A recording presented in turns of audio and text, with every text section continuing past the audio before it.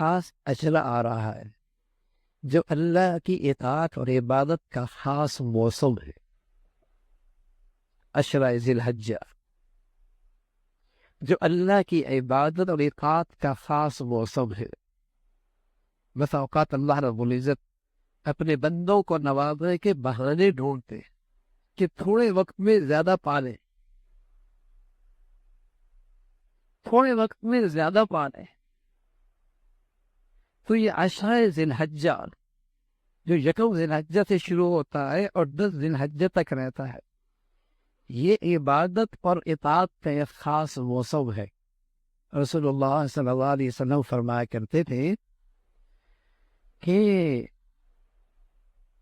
ان دنوں کے اندر عبادت افضل ترین عبادت ہے، اور فرمایا ایک دن کا روزہ ایسا ہے جیسے سال بھر کا روزے رکھے، اور اس کی ایک رات کی عبادت اجر و ثواب کے لحاظ سے ایسا ہے جیسے کہ لیلۃ القدر کی عبادت ہے۔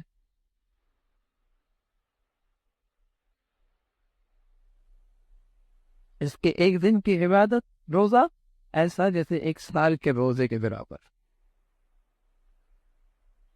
اور جس کی ایک رات کی عبادت اجر و ثواب کے لحاظ سے ایسی جیسے کہ شب قدر کی بقدر۔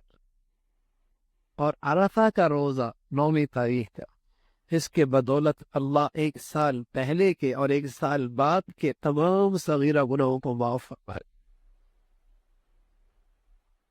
یہ خاص موسم ہے عبادت کا۔ اس میں کچھ مسلمان ایسے ہیں جو اس موسم کی ایک خاص عبادت انجام دیتے ہیں جو صرف اسی موسم میں ادا ہوتی ہے، اور وہ حج کی عبادت ہے۔